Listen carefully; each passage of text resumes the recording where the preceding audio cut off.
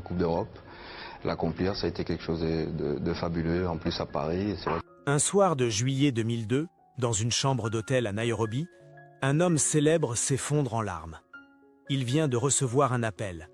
Son père est mort. Cet homme, c'est Bernard Lama. Champion d'Europe avec le PSG, gardien mythique de l'équipe de France, idole de toute une génération. Mais cette nuit-là, aucun titre, aucune gloire ne peut combler ce qu'il vient de perdre. Non pas la vie d'un proche, mais l'ultime chance de se réconcilier avec lui. Pourquoi un fils n'a-t-il pas pu dire adieu à son propre père? Comment une légende du sport français a-t-elle porté dans le silence un regret plus lourd que n'importe quelle défaite? Et surtout, que s'est-il vraiment passé entre Bernard Lama et cet homme dont il n'a jamais prononcé le nom en public? Derrière les filets et les trophées se cache une faille et une vérité longtemps étouffée. Bernard Lama naît le 7 avril 1963 à Saint-Symphorien, en métropole, mais ce n'est qu'un point de passage. Très vite, ses parents l'emmènent en Guyane française, terre d'origine de son père. Il y grandit dans une atmosphère contrastée. D'un côté, la luxuriance des forêts tropicales, les rues chaudes de Rémire-Montjoly. De l'autre, la discipline stricte imposée par un père au destin d'autorité. Car Gaston Lama n'est pas un homme quelconque. Il est médecin, maire et figure politique respectée dans la communauté créole. Une stature, un modèle, une injonction silencieuse. Très tôt, le jeune Bernard comprend ce que l'on attend de lui, qu'il soit à la hauteur, sérieux, appliqué, discret. Dans cette maison, on lit Hugo, on débat politique, on valorise les études. Le sport, une distraction tout au plus. Le football, une absurdité. Mais dans les terrains vagues de Cayenne, Bernard joue, sans chaussures, avec des balles usées. Et ce qu'il ressent alors, cette liberté du corps, cette intensité, le bouleverse.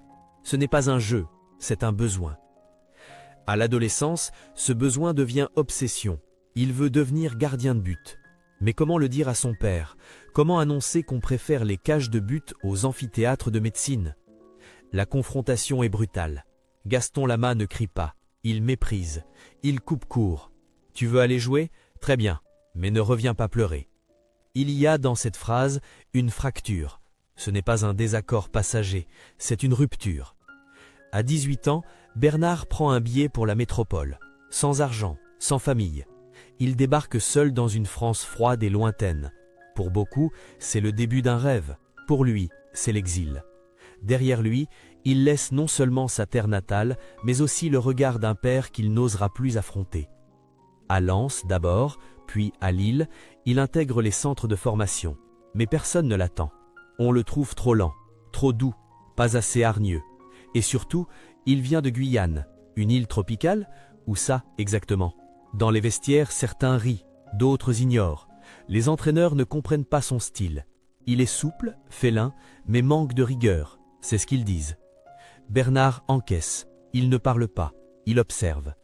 Pendant ses premières années, il n'a qu'un objectif, prouver sa valeur, non pas aux autres, à lui-même, et à cet homme, à 7000 km, qui ne croit plus en lui. Il loue des chambres modestes, mange des conserves, s'entraîne plus que les autres. Il note tout dans un petit carnet. À côté des séances, il dessine des visages, et souvent, c'est celui de son père. Le visage qu'il recompose de mémoire, le seul qu'il ne peut effacer. La solitude devient compagne, le doute un moteur. Et peu à peu, une carapace se forme, celle qui protégera pendant toute sa carrière le gardien et l'homme. Un homme qui a appris, dès le début, à ne compter que sur lui. Le tournant a lieu en 1992. Après des années d'ombre, Bernard Lama signe au Paris Saint-Germain. C'est l'époque où le club parisien entame sa métamorphose. Le Parc des Princes devient un théâtre de rêve, Canal+ injecte des millions. La Ligue 1 se transforme. À 29 ans, Lama arrive comme outsider. Il doit remplacer une légende, Joël Batz, l'homme de Séville 1986. La pression est immense, mais dès ses premiers matchs, il impressionne. Détente spectaculaire, lecture du jeu exceptionnelle, sérénité désarmante. Il n'est pas seulement un gardien, il est un artiste dans les cages, un félin. La saison 1993-1994 est celle de la révélation. 24 matchs sans encaisser le moindre but. Le PSG est champion de France. Bernard Lama est élu meilleur gardien de Ligue 1, il entre dans une nouvelle dimension. Et avec lui, c'est tout un symbole qui s'impose. Un homme noir, venu de Guyane, qui devient le visage d'un grand club européen. Du jamais vu. Mais cette reconnaissance publique ne suffit pas à faire disparaître les regards en coin. À la télévision, les commentateurs le comparent souvent à une panthère ou un acrobate, des termes que l'on n'emploie pas pour les gardiens blancs. On loue son instinct, mais rarement son intelligence de jeu. Le sous-entendu est clair. Lama ne dit rien. Il continue. Il gagne. 1995, Coupe de France. 1996, apothéose. PSG remporte la Coupe des Coupes, la fameuse C2 européenne. Bernard Lama est impérial. Il détourne des pénaltys décisifs, sauve des balles impossibles.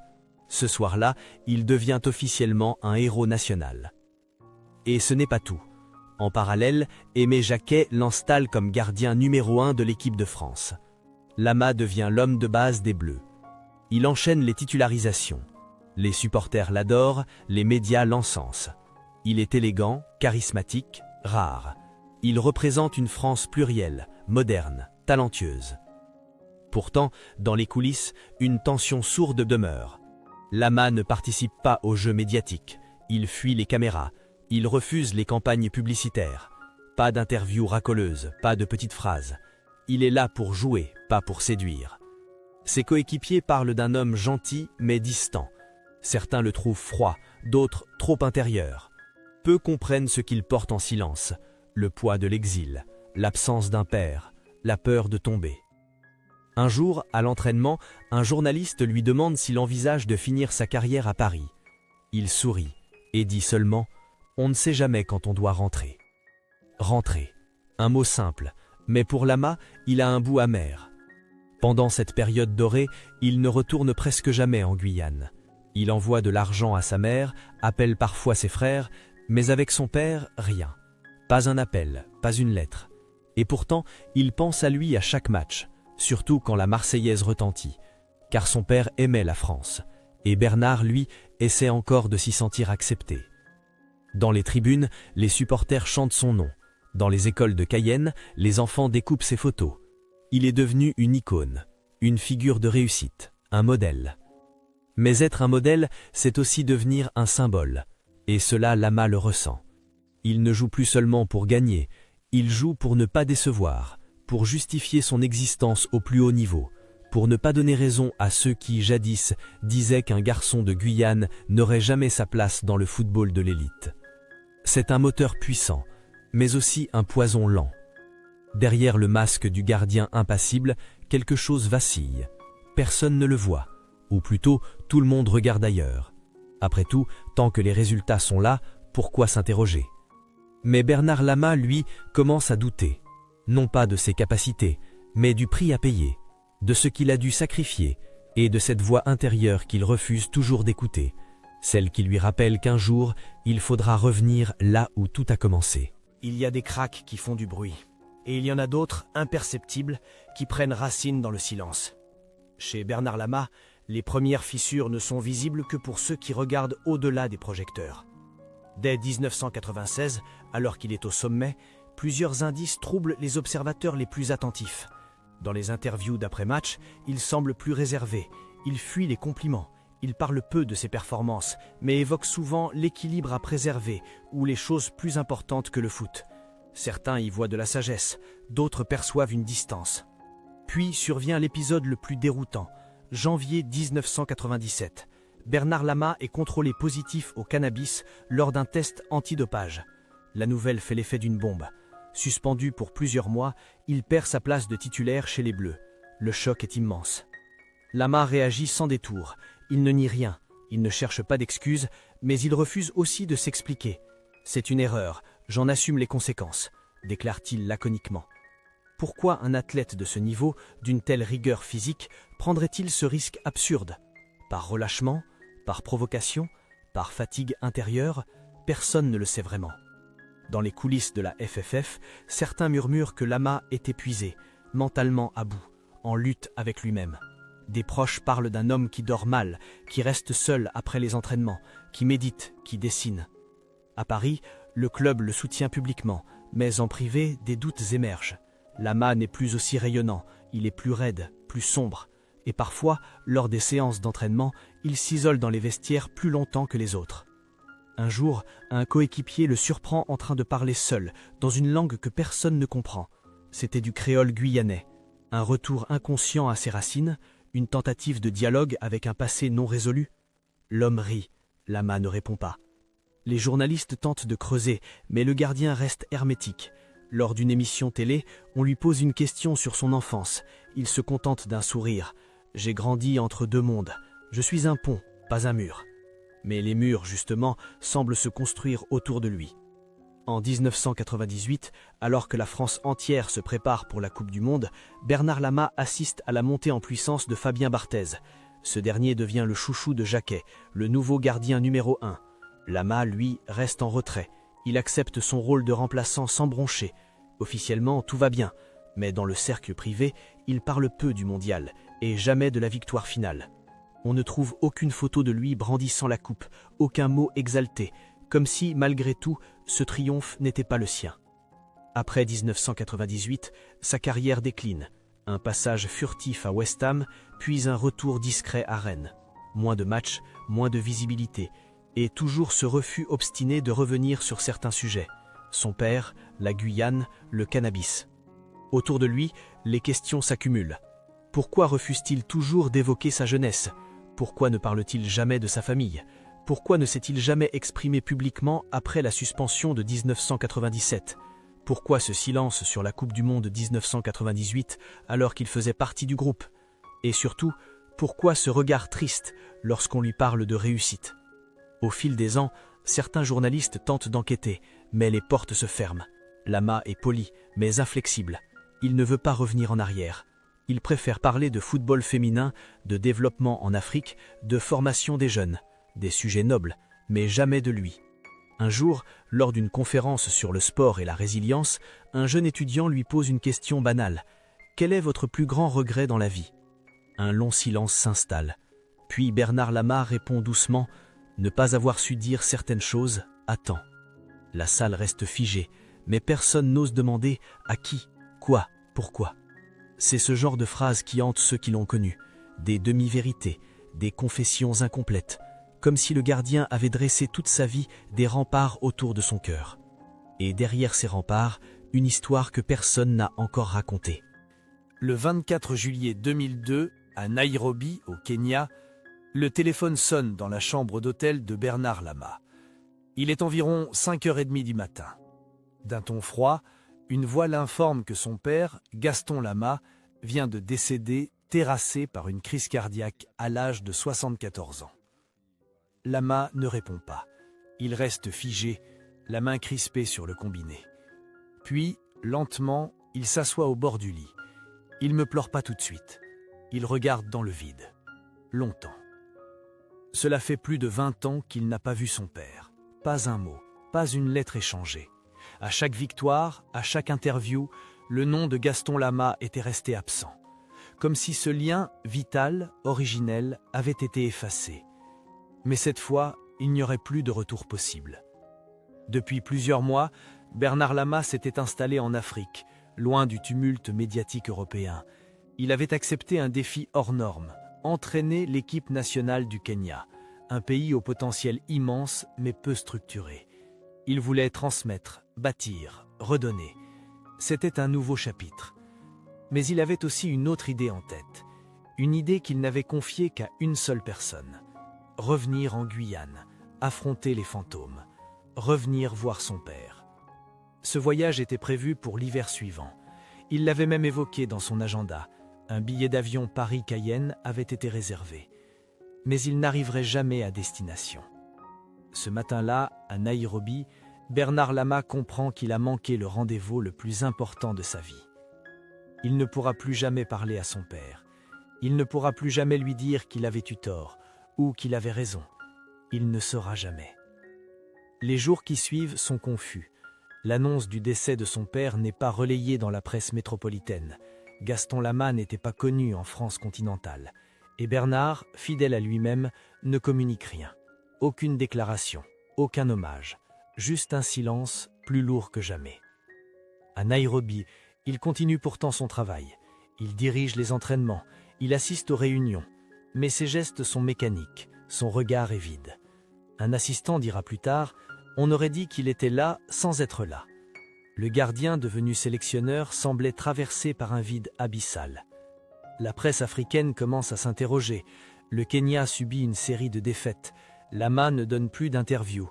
Des rumeurs de démission circulent. Et puis, soudain, en décembre 2002, l'annonce tombe. Bernard Lama quitte ses fonctions d'un commun accord avec la fédération. La raison officielle, différence de vision. La raison réelle, une blessure intérieure impossible à penser. De retour en France, il se retire. Plus d'apparitions publiques, plus de déclarations, juste une discrétion radicale. Il refuse plusieurs offres d'émissions, de livres, de documentaires. Même les plus grands médias, l'Équipe, Canal+, TF1, se heurtent à un mur. Lama reste chez lui. Il lit, il médite, il écrit, beaucoup. Des journaux intimes, des lettres, des textes que personne ne verra. Son entourage s'inquiète. Certains parlent de dépression, d'autres de quête spirituelle. Une ancienne connaissance du PSG confiera plus tard, il s'est mis à chercher quelque chose qu'il n'avait jamais eu, une paix intérieure. Le décès de son père n'est qu'un déclencheur. La vérité, c'est que Bernard Lama portait cette douleur depuis des décennies, et que ce jour de juillet 2002 l'a confronté à ce qu'il fuyait, l'irréversible. Dans un monde où tout est performance, résultat, trophée, Bernard Lama a connu un autre type de chute, une chute intime, silencieuse, invisible, mais dévastatrice. Et ce n'est pas la fin de sa carrière qui l'a brisé, ni même l'épisode du cannabis, ni le banc de touche pendant 98. Ce qui l'a brisé, c'est cette phrase qu'il n'a jamais pu dire. « Papa, je suis désolé ». À partir de ce moment, il n'a plus été le même. Il recommence à voyager, pas pour commenter des matchs ou signer des autographes, mais pour rencontrer des jeunes dans les quartiers difficiles, en Afrique ou en Guyane. Il leur parle du respect, de la dignité, du silence. Il ne mentionne jamais son père, mais chaque mot qu'il prononce semble adresser quelqu'un d'absent. Un jour, au détour d'une rencontre scolaire à Kourou, un adolescent lui demande « C'est vrai que vous avez gagné la Coupe d'Europe ?» Lama sourit. Il sort un vieux mouchoir de sa poche, il le déplie lentement. À l'intérieur, un petit médaillon argenté, gravé dessus « Courage, même quand on te regarde de travers ». Il dit simplement « Oui », mais il ne parle pas du trophée, il parle d'autre chose. Il aura fallu attendre 15 ans. 15 années de silence, d'évitement, d'engagement humanitaire, d'apparitions sporadiques. Et puis, en 2017, à l'occasion d'un numéro spécial du magazine Outre-mer Hebdo sur les figures sportives des Dom-Tom, Bernard Lama accepte de témoigner. C'est une interview sobre, sans effet, menée sans caméra, dans un petit café du 14e arrondissement de Paris. Il parle de football, bien sûr, de la sélection kenyane, de la jeunesse guyanaise, de ses inquiétudes pour le sport amateur. Il parle de tout, sauf de lui. Mais alors que l'entretien touche à sa fin, la journaliste lui pose une question inattendue. Quelle est la chose que vous auriez aimé réussir en dehors du terrain ? Un long silence. Puis, la voix de Lama, grave, presque murmurée. J'aurais voulu apprendre à dire pardon. L'atmosphère change. Pour la première fois, Bernard Lama regarde droit dans les yeux de son interlocutrice. Il ne sourit pas, il ne joue pas, il ne fuit pas. Il raconte. Il raconte cette lettre qu'il avait écrite en 1998 après la Coupe du Monde. Elle faisait 3 pages, manuscrite. Il y parlait de son enfance, de sa colère, de sa fierté et surtout de son besoin de réconciliation. Il voulait l'envoyer à son père. Il voulait lui dire « Je n'ai pas suivi ton chemin, mais j'ai tenté de devenir quelqu'un de bien. » Mais il ne l'a jamais envoyé. Pourquoi ? Il ne sait pas. Ou plutôt, il ne veut pas le dire, par peur de paraître faible, ou par honte d'avoir tant attendu. Cette lettre, il l'a gardée, dans un vieux portefeuille en cuir usé par les années. Il l'a emportée au Kenya, en Afrique du Sud, en Haïti, partout. Elle ne le quittait jamais. Le jour de la mort de son père, il l'avait dans sa poche. Mais il est arrivé trop tard. Et c'est cette absence, ce vide, cette occasion manquée qui l'a hanté depuis. Plus que toutes ses défaites sportives, plus que toutes ses blessures. Il confie que pendant des années, il a tenté d'oublier, en donnant des conférences, en s'investissant dans des causes, en s'effaçant. Mais rien n'a effacé ce trou béant. J'ai porté un deuil qui n'était pas celui d'un père, mais celui d'un dialogue jamais eu. Ce jour-là, dans ce café, Bernard Lama ne pleure pas. Il n'élève pas la voix, mais ses mots résonnent comme un aveu rare, comme une délivrance silencieuse. À la question de savoir pourquoi il n'en a jamais parlé publiquement avant, il répond simplement « Parce qu'on ne se confesse pas à un public, on se confesse à soi-même. » Et puis, dans un souffle, « Peut-être que maintenant je suis prêt. » Ce témoignage n'a pas fait la une, il n'a pas déclenché de buzz. Peu de médias l'ont repris. Mais pour ceux qui ont lu l'article en entier, une vérité s'est imposée. Bernard Lama n'était pas seulement un gardien de but, il était un homme qui avait passé sa vie à garder le silence, et qui ce jour-là avait enfin ouvert la porte. Depuis cette confession, il n'a plus jamais évoqué ce sujet, ni dans les rares émissions où il a été invité, ni dans les documentaires, ni dans son autobiographie, publiée en 2021, où un seul chapitre, intitulé « Le pont rompu », fait allusion à cette histoire sans jamais nommer son père. Comme s'il fallait malgré tout préserver une part d'ombre, un reste de pudeur, un sanctuaire de douleur. Car même lorsque la vérité est dite, elle ne guérit pas tout. Bernard Lama n'a jamais été un joueur comme les autres. Sur le terrain, il était souple, imprévisible, presque félin. En dehors, il était secret, réservé, presque insaisissable. Sa carrière est jalonnée de titres, de records, de gestes spectaculaires, et pourtant c'est une absence, un non-dit, une lettre jamais envoyée qui en est le point de gravité. Dans l'histoire du football français, son nom reste gravé. Il a ouvert la voie à toute une génération de gardiens noirs venus d'outre-mer ou d'ailleurs. Il a porté les couleurs de la République avec dignité, sans jamais céder aux facilités de la médiatisation.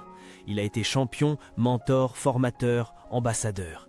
Mais il a aussi été ce fils en rupture, cet homme en exil de ses origines, ce survivant du silence. Sa plus grande victoire n'a peut-être jamais été sifflée sur un terrain. Elle se cache dans cette force tranquille qu'il a opposée aux préjugés, dans cette résilience qui l'a conduit à se reconstruire et dans cette confession murmurée, longtemps après que les projecteurs se sont éteints. On dit souvent que les héros sont ceux qui n'abandonnent jamais, mais peut-être que les plus vrais sont ceux qui osent reconnaître ce qu'ils ont manqué. Bernard Lama n'a jamais prétendu être parfait. Il a refusé l'image figée du modèle. Il a préféré être juste, humain, écorché. Et c'est là, précisément, que réside sa grandeur.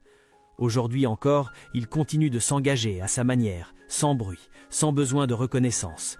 Dans les écoles de Guyane, dans les cités sportives d'Afrique, on parle encore de lui comme d'un homme droit, un homme qui n'a jamais oublié d'où il venait, même s'il n'a jamais pu y revenir pleinement. Il reste une question, suspendue, que seul lui pourrait poser. Si l'on vous donnait 1 minute de plus, une seule, que diriez-vous à celui que vous avez tant voulu fuir ?